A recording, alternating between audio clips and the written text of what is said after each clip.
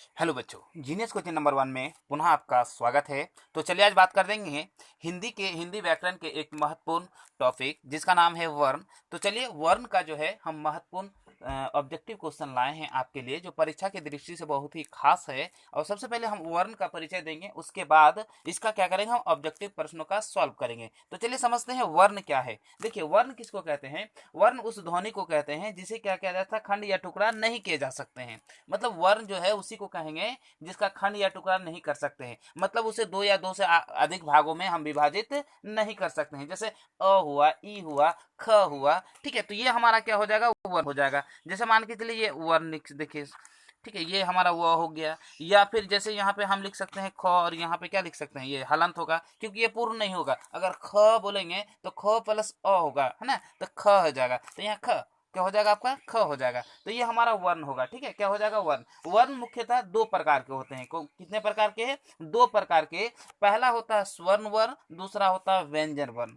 पहला क्या होता है, स्वर्ण वर्ण, और दूसरा क्या होता है, व्यंजन वर्ण। अब स्वर्ण वर्ण किसको कहते हैं? वह वर्ण जो जिसके उच्चारण में कोई अन्य वर्ण की सहायता नहीं ली जाती है, उसे स्वर्ण वर्ण कहते हैं। मतलब वैसा वर्ण जिसका जो उच्चारण में है किसी अन्य जो आपका वर्ण है उसकी सहायता नहीं ली जाती है, तो उसे हम क्या कहते हैं, स्वर्ण वर्ण कहते हैं, ठीक है। जैसे मान के चलिए अ, आ, हर्षाई जो है ना, दीर्घाई, हर्षाऊ, दीर्घाऊ, ये हमारा क्या हो जाएगा, स्वर्ण वर्ण होगा, ठीक है। तो अब देखिए स्वर्ण वर्ण को दो भागों में बांटा गया है। कितने भागों में बांटा गया है? दो भागों में बांटा गया है। पहला है मूल स्वर, दूसरा है संयुक्त स्वर। मूल स्वर का मतलब ये हुआ जो सिर्फ अकेले संपन्न हो। जैसे मान के लिए अ हुआ, आ हुआ, दीर्घाई, हर्षाऊ, दीर्घाऊ, ए, ओ, ये सब क्या हो गया, आपका मूल स्वर हुआ। क्या हो गया, मूल स्वर। मतलब इसको टुकड़ा नहीं कर सकते हैं, अलग अलग नहीं कर सकते हैं। लेकिन वही अगर आपका आ जाए आई, तो क्या हो जाएगा, ये जो आपका हो जाएगा ए प्लस, है ना, क्या हो जाएगा आपका आई जैसे होगा ए, यानी क्या हो जाएगा, जैसे ए हो जाएगा तो ए प्लस अ हो जाएगा, या अ प्लस ए लिख सकते हैं, ठीक है। ये तब हो जाएगा आई। अगर आपका मान के चले आ जाए, अगर आपका मान के चल जाए आ जाए ओ, तो ओ को क्या लिख सकते हैं, अ प्लस ओ, है ना, क्या लिख सकते हैं, अ प्लस, यानी आओ जब आएगा तब, सॉरी, आओ जब आएगा तो क्या लिख सकते हैं, आओ को हम लिख सकते हैं, आओ को क्या लिख सकते हैं, आओ को हम लिख सकते हैं, क्या लिख सकते हैं, ओ प्लस, क्या लिखेंगे, ओ प्लस, है ना। देखिए आओ को अगर लिखना है, किसको, आओ को, तो हम क्या लिख सकते हैं, क्या लिख सकते हैं इसको, O plus, O plus O, ठीक है, क्या लिख सकते हैं, ओ। तो ये हमारा क्या हो गया, इसको हम बोलते हैं संयुक्त स्वर। इसको क्या बोलते हैं, संयुक्त स्वर, ठीक है। अब देखिए, अब समझते हैं व्यंजन वर्ण। व्यंजन वर्ण किसको कहते हैं, जस्ट उसका उल्टा, इसी का, यानी स्वर्ण वर्ण का उल्टा। स्वर्ण वर्ण जैसे कहते हैं किसी अन्य जैसे जिसके उच्चारण में किसी अन्य मतलब व्यंजन या अन्य वर्ण का उच्चारण क्या करते हैं, उच्चारण किसी भी वर्ण में किसी अन्य वर्ण का सहायता नहीं ली जाती है, तो उसे हम क्या कहते हैं, स्वर्ण वर्ण कहते हैं। लेकिन व्यंजन में उल्टा होगा। इसमें क्या होता है कि इसके उच्चारण में, जब किसी वर्ण के उच्चारण में स्वर्ण वर्ण की क्या करता है, सहायता ली जाती है, तब आपका क्या हो जाए, व्यंजन वर्ण कहलाता है, ठीक है। यानी ये समझिए, व्यंजन वर्ण में स्वर्ण वर्ण के मतलब उच्चारण या स्वर्ण वर्ण की सहायता ली जाती है। जब भी हम इसका उच्चारण करेंगे तो स्वर्ण वर्ण की सहायता ली जाती है। अब बोले सर कैसे, चलिए यहाँ पे देखिए। जैसे मान के चलिए अगर आपका चौ है, तो चौ हमारा सिर्फ क्या हो जाएगा, ये हमारा दोनों का भिन्न है। इसको हम लिख सकते हैं, अगर सिर्फ अगर बोला जाए व्यंजन, तो ये हमारा च प्लस अ होगा, तब हमारा मिलके च होता है, ठीक है। तब हमारा मिलके क्या होता है, च होता है, ठीक है। यानी अगर हम क लिखते हैं तो क हमारा किसका मिश्रण है, क, है ना, क प्लस अ, तब हमारा क्या होता है, सॉरी, तब हमारा क्या होता है, तब हमारा क्या होता है, क होता है। तो यहाँ पे देखिए, ये हमारा क्या है, व्यंजन वर्ण, और ये हमारा क्या है, स्वर्ण वर्ण। यानी जिसके उच्चारण में स्वर्ण वर्ण की सहायता ली जाती है, वो हमारा क्या होता है, व्यंजन वर्ण कहलाता है। व्यंजन वर्ण को तीन भागों में बांटा गया। कितने भागों में, तीन भागों में बांटा गया है। पहला स्पर्श व्यंजन, दूसरा अंतस्थ व्यंजन, और तीसरा उष्म व्यंजन, ठीक है।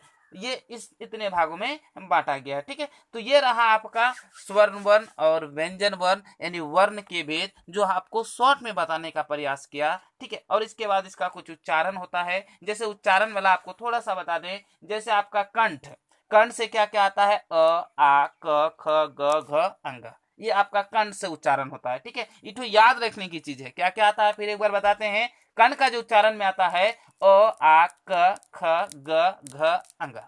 अगर तालु का देखा जाए तो रसाई दीर्घई च छ ज झ, है ना, इया यो सो, है ना, ये ताले बस हो जाएगा। ये हमारा किस में आता है? तालु में आता है, सॉरी किस में आता है? तालु में आता है। तो ये इसका जो उच्चारण आता है किस में आता है? तालु में। अब हम समझते हैं मूर्धा का जो उच्चारण होता है वो किस में आता है। जैसे री ट ठ ड ढ मूर्धन्य न, उसके बाद र, उसका मूर्धन स क्या हो जाएगा आपका? मूर्धन स। यहाँ पे लिख नहीं पा रहे क्योंकि अच्छा से लिख नहीं पाते हैं, ठीक है।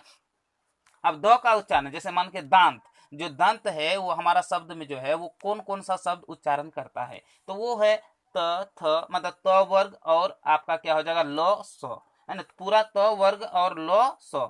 ओट जो है उसके बाद वहां पे क्या क्या आता है? जैसे हर्षाऊ, दीर्घाऊ, उसका प वर्ग। प वर्ग का मतलब ये हुआ प फ ब भ म, ये हमारा ओट। अगर कंठ तालु बोला जाए तो क्या हो जाएगा? ए आई, कंठ तालु।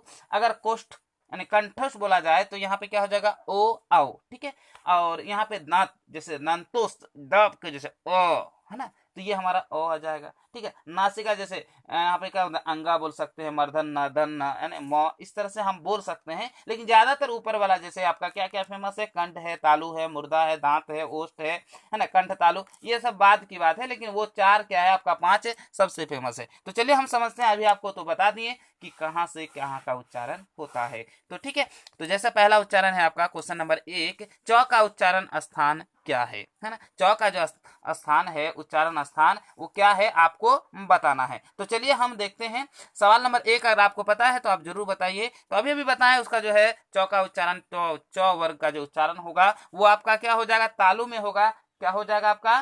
तालु में हो जाएगा। यानी ऑप्शन नंबर आपका सी हो जाएगा राइट आंसर। क्या हो जाएगा? Option number C. क्योंकि देखिए तालु का जो आता है च वर्ग होता है, उसके बाद हर्षाई दीर्घई होता है, और यो और क्या होता है? तालिवस्य होता है, ठीक है।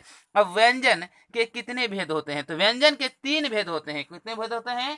3 भेद होते हैं। जैसे मैंने अभी बताया क्या क्या है? स्वर्ण, उसके बाद अंतस्थ और उष्म, ये सब क्या होते हैं? व्यंजन के भेद होते हैं, ठीक है। अब देखते हैं 3 भेद, यानी ऑप्शन नंबर बी हो जाएगा राइट आंसर। चलिए देखते हैं सवाल नंबर 3 क्या कहता है। ध का उच्चारण स्थान क्या है? ध का जो है उच्चारण स्थान क्या है आपको बताना है।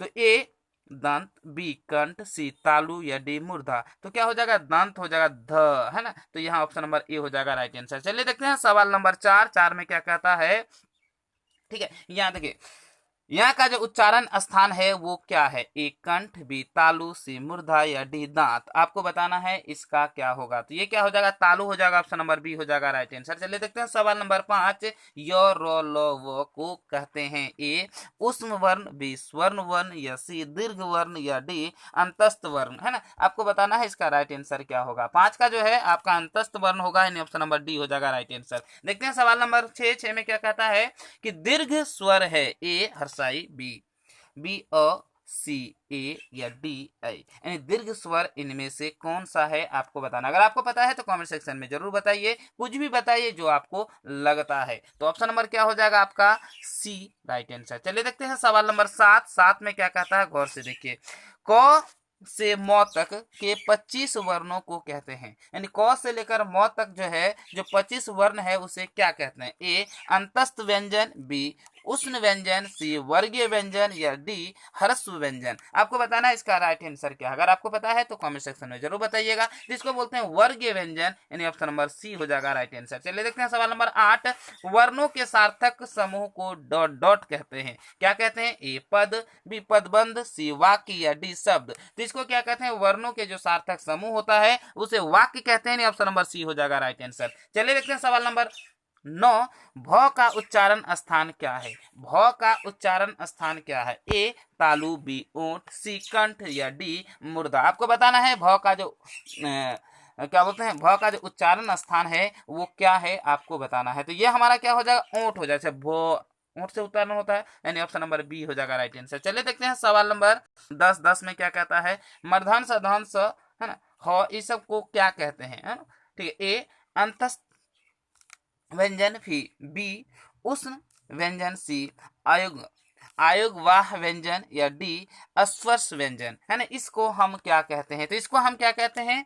देखिए, इसको जो हम कहते हैं ऊष्म व्यंजन। ऑप्शन नंबर बी हो जाएगा राइट आंसर। ठीक है, क्या हो जाएगा? ऊष्म व्यंजन, यानी ऑप्शन नंबर बी हो जाएगा राइट आंसर। चलिए देखते हैं सवाल नंबर 11। 11 में क्या कहता है, गौर से देखिएगा।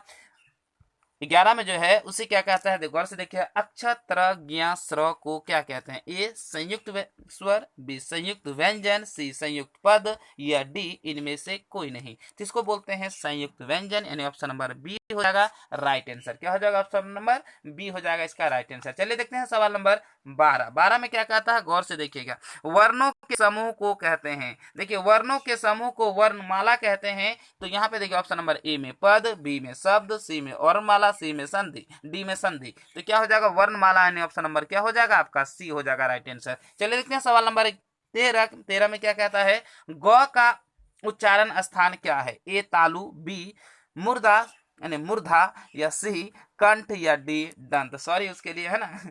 तो यहाँ क्या हो जाएगा, ग का जो उच्चारण स्थान है आपको बताना है। अगर आपको पता है तो कमेंट सेक्शन में जरूर बताइएगा। तो यहाँ पे क्या हो जाएगा आपका, ग का जो उच्चारण स्थान है वो क्या है आपका? कंठ है, ग, है ना, कंठ से होता है। ऑप्शन नंबर सी हो जाएगा राइट आंसर। देखते हैं सवाल नंबर 14। 14 में क्या कहता है, म का उच्चारण स्थान क्या है? म का जो उच्चारण स्थान है वो क्या है आपको बताना है। ए तालु, बी मुर्दा, सी दंत, या डी ओष्ठ, है ना। जैसे मो, तो मो हमारा क्या आता है? ओष्ठ होगा। क्या होगा? ओष्ठ से होगा, यानी क्या हो जाएगा? ऑप्शन नंबर डी हो जाएगा राइट आंसर। देखते हैं सवाल नंबर 15। हिंदी में कितने वर्ण हैं? तो हिंदी में जो है टोटल वर्ण की संख्या कितनी है आपको बताना है। ए 54, बी 58, सी 60, या डी 52। तो क्या हो जाएगा? 52 होते हैं। Option number D right answer. चलिए देखते हैं सवाल नंबर 16 में क्या कहता है, ए आई ओ आओ कौन स्वर है? ए ह्रस्व स्वर, बी दीर्घ स्वर, सी संयुक्त स्वर, या डी इनमें से कोई नहीं। ये जो है आपके किस किस किस स्वर में आते हैं? तो संयुक्त स्वर में आते हैं। ऑप्शन नंबर ए हो जाएगा, सी हो जाएगा राइट आंसर। चलिए देखते हैं सवाल नंबर कितना? 17। 17 में क्या कहता है, गौर से देखिएगा। हिंदी में अनुनासिक वर्णों की संख्या कितनी है? हिंदी में जो है अनुनासिक वर्णों की संख्या कितनी है? ए 4, बी 5, सी 6, या डी 7। तो इसकी जो संख्या होती है वो 5 होती है। ऑप्शन नंबर बी हो जाएगा राइट आंसर। तो का उच्चारण स्थान क्या है? तो का जो उच्चारण स्थान क्या है आपको बताना है। तो ए कंठ, बी दंत, सी तालु, या डी मूर्धा, यानी क्या हो जाएगा? तो दांत का प्रयोग होता है। ऑप्शन नंबर बी हो जाएगा राइट आंसर। चलिए देखते हैं सवाल नंबर 19। 19 में क्या कहता है, गौर से देखिएगा। ठीक है, 19 में क्या कहता है, प्रत्येक वर्ग का पहला, तीसरा और पांचवा वर्ण है ये ऊष्म व्यंजन, सी यानी बी महाप्राण व्यंजन, और या सी आपका अल्प प्राण व्यंजन, या डी अंतस्थ व्यंजन। आपको बताना है इसका राइट आंसर क्या हो जाएगा। तो क्या हो जाएगा? अल्प प्राण व्यंजन, ऑप्शन नंबर सी हो जाएगा इसका राइट आंसर। क्या हो जाएगा? Option number C. देखते हैं सवाल नंबर 20 जो कि लास्ट सवाल है। सवाल नंबर कितना? 20।